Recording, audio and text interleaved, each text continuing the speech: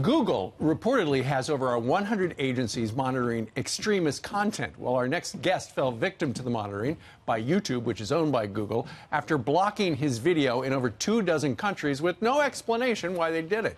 The video in question was how he felt about being called a white supremacist. YouTube has since lifted the ban after pushback on social media. So why the ban at all? Well, here now is psychology professor at the University of Toronto, author of 12 Rules for Life, An Antidote to Chaos, Dr. Jordan Peterson. Great to see you again, Dr. Peterson. Very nice to be here. So tell us what happened with this video on YouTube.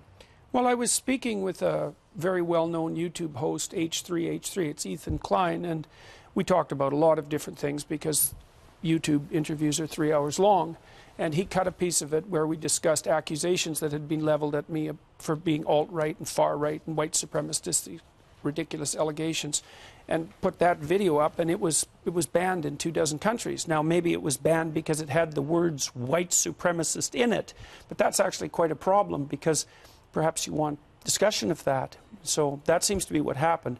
He complained, and they backed down. But, you know, he's got clout because he has 4 million YouTube subscribers, something like that. Yeah. Are you a white supremacist? No. Why do they call you that? Why? Yeah. Well, because in the world we live in right now, if you stand in opposition to the radical left, which I certainly do, then the easiest strategic move for the radical left people is to call you some pejorative terms so they don't have to deal with you. Yes, well, not just to shut you down, but also to damage your reputation, to cause real harm. It's not merely a matter of shutting you down. There's more malevolence to it than that. They want to take you out and they want to silence you. Yeah, and they'd be just as fine, just as good if there was some pain involved during it. Right. Do you how do you feel about some of the blowback that's leveled at you? How do you handle it? Well, I've learned over the last year if you're careful what you say to begin with, and I am very careful with what I say, and then if you're attacked, that you don't back down and you don't apologize, things flip around extremely quickly. And now I'm in a position where if I get attacked, it almost inevitably, fingers crossed, turns out to be of benefit to me. Ultimately, though, the reason we're talking to you about this is apparently that Google has got this secret police of 100 agencies, and we don't know exactly who they are. Right. They don't identify themselves, and they're trying to filter out content. Right. What bothers you most about that? Well, I understand why they have to do it to some degree, because they don't want ISIS promoting their particular brand of pathology. And that's a good thing to take down terrorist videos. It's certainly something that has to be contended with. I think that it's necessary for Google and YouTube and these large social media channels to make what they're doing absolutely transparent to the public. And there's two reasons for that. It's not only because of the human decisions that are involved, it's because they're building algorithms to screen things even before they're put up. Right. And that's resulted in I would understand if they are, excuse me for cutting you off. No problem. I understand if it's the ISIS video or if you're a white supremacist and you're lashing out and saying you're going to have hate crimes and this.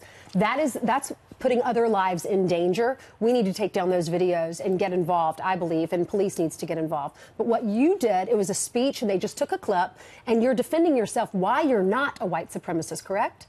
And yes, they took that's that what video happened. down. Yeah, well, it What's shows the you that danger it shows you that the algorithms are faulty.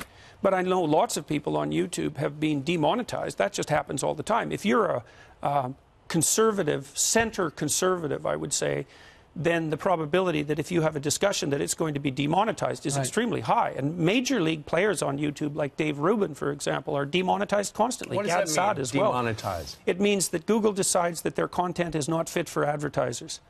And they seem to do that, I would say, in a very arbitrary way. Now, the issue is that this needs to be made public. We need to evolve mechanisms to determine how shared social media are going to be screened so the real pathological material remains under control, the stuff that violates law. But we need, it can't be done behind closed doors. And look out for Facebook, too. They're right behind. They're trying to correct what they say went wrong in 2016, and many people think that's Donald Trump winning. Right. I want to talk about your book, New 12 Rules for Life, An Antidote to Chaos. What do you mean? You're fighting against chaos in our society? Yeah, well, it's increasingly young people in particular find themselves disoriented in our world. It isn't clear to them how it is that they should grow up and take their place in the world. And I would say that's especially true for young men. And so the book is a a series of rules, some tongue-in-cheek, some dead serious, and a description of why it's a description of why most of the meaning that's found in a genuine life is to be found as a consequence of adopting responsibility, and also it's a discussion of why it's so necessary to be careful and to tell the truth in a deep way, and it's an explanation of that, not just an injunction or a finger wagging. Can you tell us one rule? Put your house in perfect order before you criticize the world. So, and that's an antidote, I would say, to some degree, to this idea that's been fed to young people that the best thing they can do in the world is to become a social activist of some sort and complain about what other people are doing to hurt the world instead of growing up and fixing things on their own, which is a much better pathway. Don't be afraid to listen to people, right? They have counter views. People want to shut you down rather than debate you. You want the debate. That's rule 9. They say you're dangerous. Are you dangerous? Yeah. Yeah, actually. Yeah. Why? Why are you dangerous? Don't look dangerous. It depends on when you see me, I think. Why? Because I think that someone who's trying to be good should be dangerous. Like, otherwise there's no force to you. There's nothing to contend with. You know, we have this strange idea that's especially, again, foisted on young men, that the pathway to virtue is through weakness and harmlessness. And that's just simply not true. That's the pathway to uselessness and resentment. You should be able to be a monster and then not be one. C.S. Lewis said there are different definitions of love. There are clearly different definitions of danger, too. Yes. Thank you for being with us. Hey, my pleasure. Thanks for the invitation. Congratulations on the book. Thank you very much.